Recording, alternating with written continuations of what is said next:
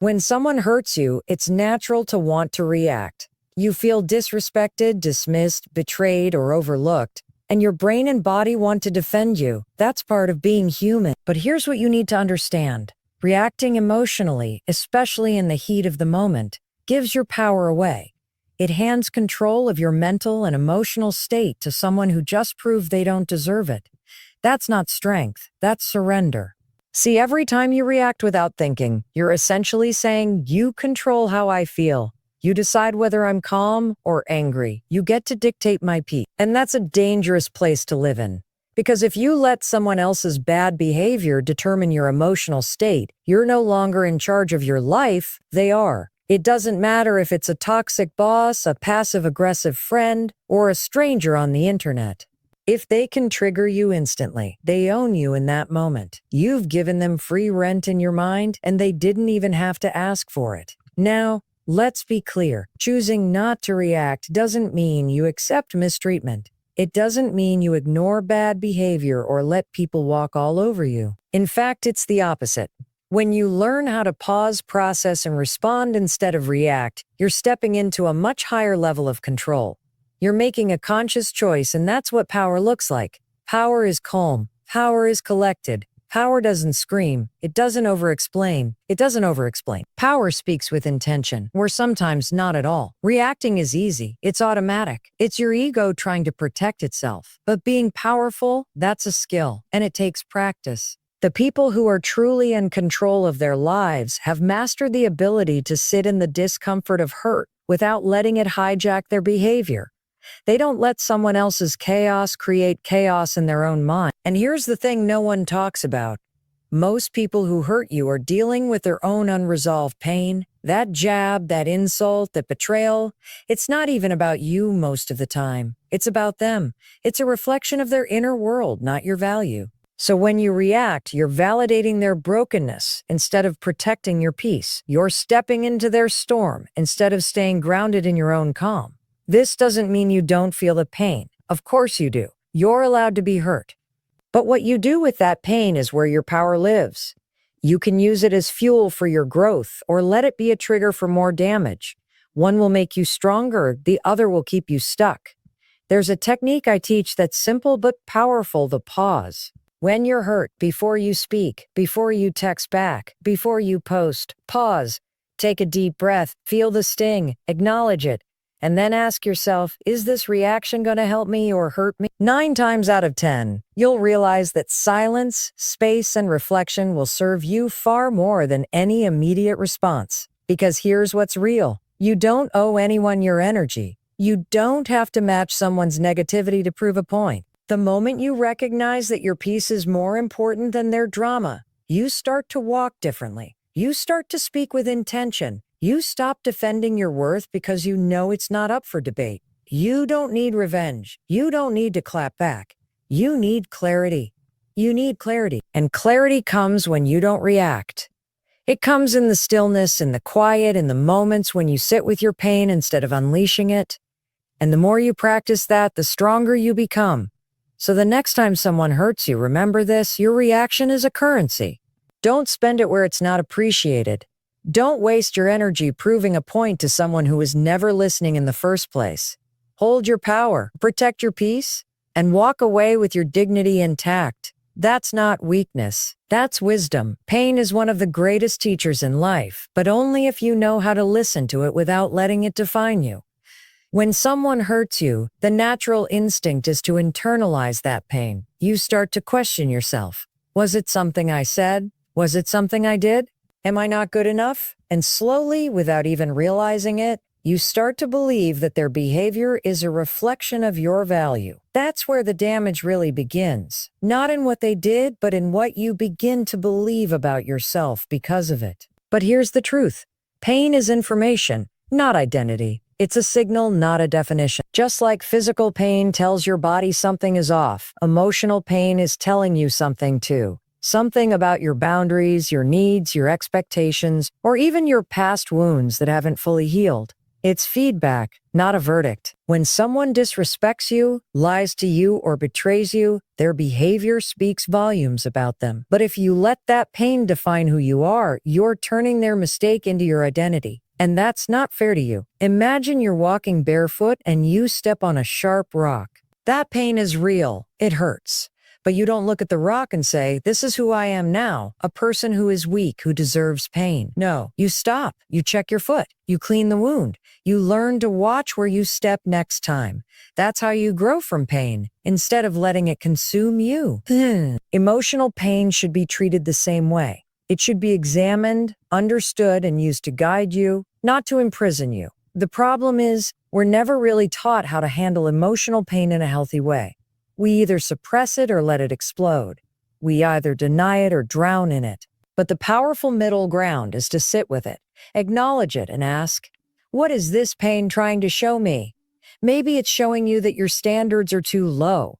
Maybe it's revealing where you've been seeking validation instead of giving it to yourself. Maybe it's highlighting a pattern you've been stuck in. The point is, pain is there to teach you, not to label you. Too many people wear their pain like a name tag. They let it define how they show up, how they trust, how they speak, how they live. They say, I've been hurt, so now I can't open up. So now I can't open up. I've been betrayed, so now I don't believe in people. I've been rejected, so now I don't try. And before long, their entire life is built on the foundation of someone else's actions. That's not living, that's surviving. And you were made for more than just survival. You can honor your pain without becoming it. You can acknowledge what you've been through without making it your identity. That doesn't mean ignoring what happened. It means choosing not to give it more power than it deserved. Every time you remind yourself, this hurt, but it doesn't define me, you're taking your identity back. You're separating the experience from the essence of who you are. Because you are not what happened to you. You are how you rise from it. You are how you choose to respond. You are the strength you build in the aftermath, the wisdom you carry forward, and the boundaries you learn to hold. That's what defines you. Not the pain, but the power you claim on the other side of it. It's also important to remember that just because someone hurt you doesn't mean their opinion is accurate. People project. They lash out from their own fears, their own insecurities, their own trauma. Don't mistake their behavior for a mirror. You're not obligated to carry their pain as your own. When you internalize someone else's behavior, you turn pain into shame. And shame is heavy. It clouds your thinking, poisons your self-worth, and keeps you playing small. Let go of that weight. Let pain be what it's meant to be. A message, a moment, a checkpoint, not a lifelong sentence. When you learn to treat pain like a messenger instead of a master, everything changes. You become less reactive and more reflective, less wounded and more wise, less defensive and more discerning. So the next time you're hurt, pause, breathe, and remind yourself, this pain is trying to teach me something. It's not here to define me. It's here to inform me. It's here to inform me. That simple shift can save you from years of unnecessary suffering because you are not broken. You are learning. You are evolving. And every pain you've ever felt is shaping you into someone more powerful, more compassionate, and more aware. Emotional discipline is one of the most underrated forms of self-confidence. We often think of confidence as loud, bold, and outspoken, but true confidence is quieter.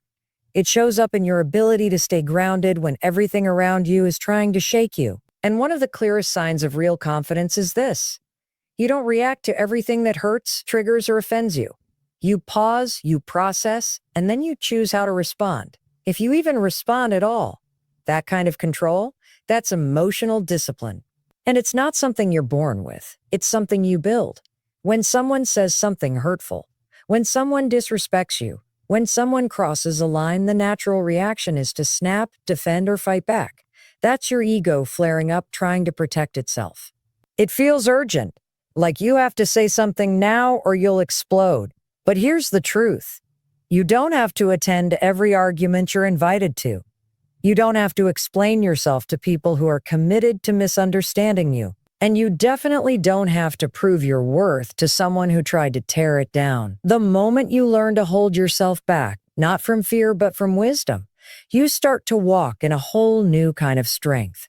Every time you resist that urge to react, you're rewiring your brain. You're teaching yourself that you are in control of your emotions, not the other way around. That discipline over time becomes confidence, because the more you learn to manage your emotions, the more you trust yourself in any situation. You don't worry about being caught off guard, because you know how to handle your own internal world, no matter what someone else throws at you. That's not weakness. That's emotional mastery. People often mistake reactivity for power, but lashing out, raising your voice, throwing insults, those are signs of someone who's lost control, not someone who's in it. True confidence is when you can stay calm in the face of disrespect, when you don't let other people pull you into their chaos, when you can look someone dead in the eye, know exactly what they did, and still choose a response that reflects your values, not your pain. And let's be honest, reacting rarely makes things better. You might feel justified in the moment, but later, there's often regret. You replay the conversation. You wish you'd said less or said nothing at all. You realize you gave someone a piece of your energy they didn't earn. That's the trap.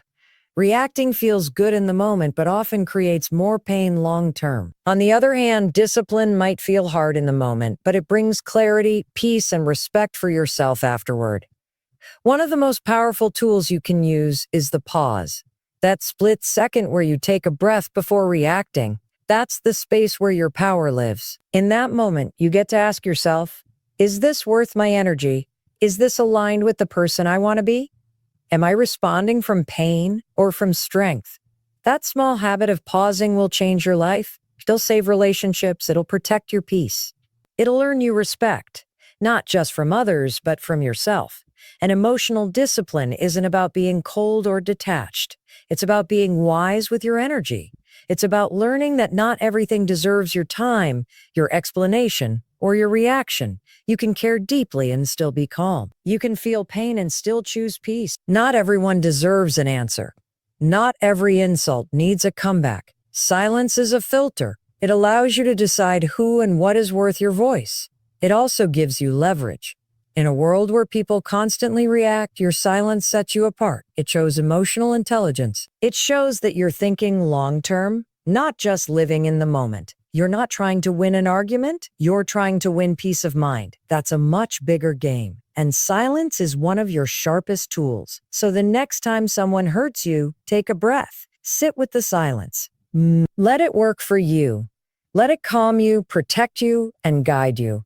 You don't have to explain yourself to people who already decided to misunderstand you. You don't have to react just because someone expects it. You have a choice, and choosing silence doesn't mean you're weak. It means you're wise. Because at the end of the day, not everything needs a reaction.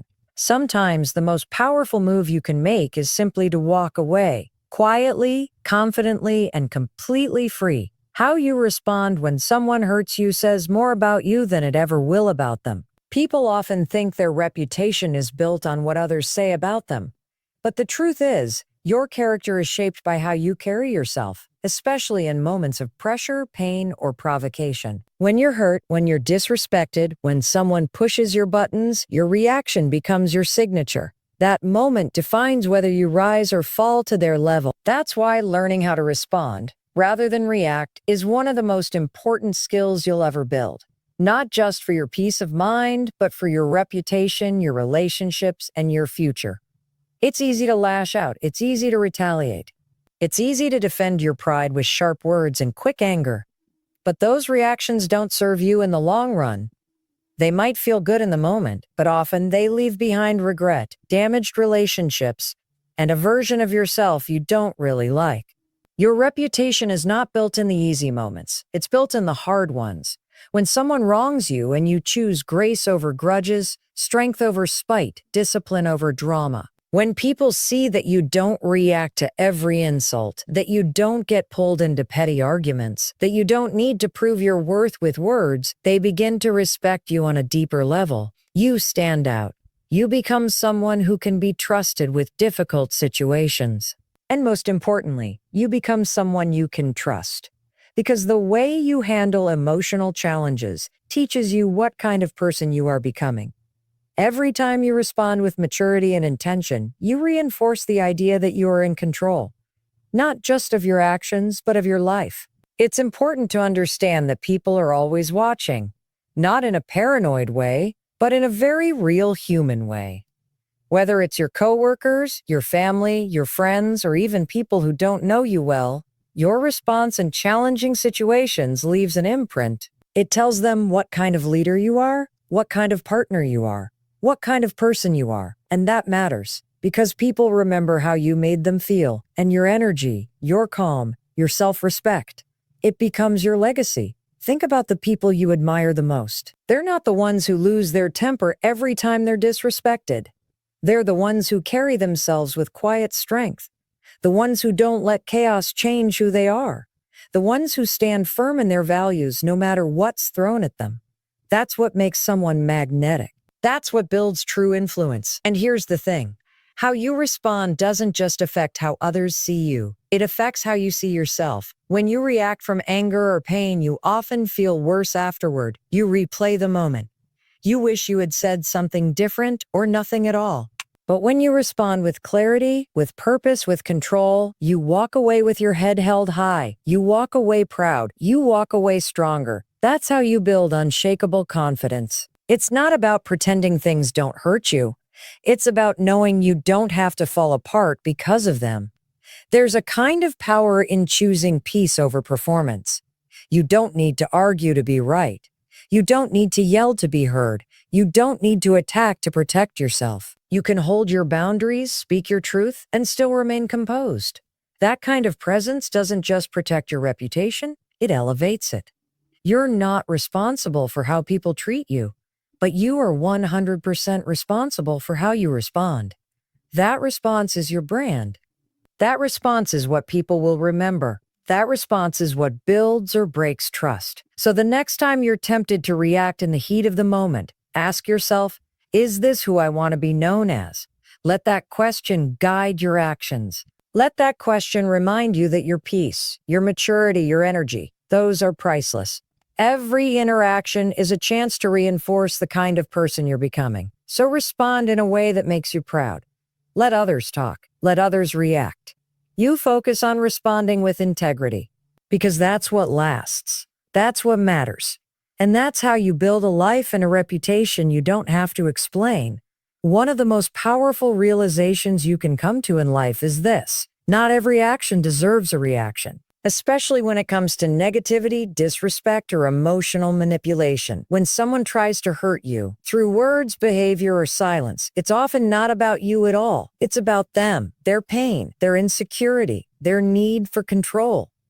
But if you respond to every bit of negativity thrown your way, you allow their energy to dictate your own. You start living in reaction mode, and that is not where your power is. Your power is in choosing what gets your attention, your voice, your time, and your peace. There's a deep kind of wisdom in learning to disengage from people who are committed to misunderstanding you. Some people don't want to resolve things. They want to provoke you, to throw you off balance, to drain your energy. They want you to explain, to defend, to argue, to beg. And the moment you take that bait, you've already lost. Not because you're wrong, but because you stepped into a space that was never designed for healing, only for control.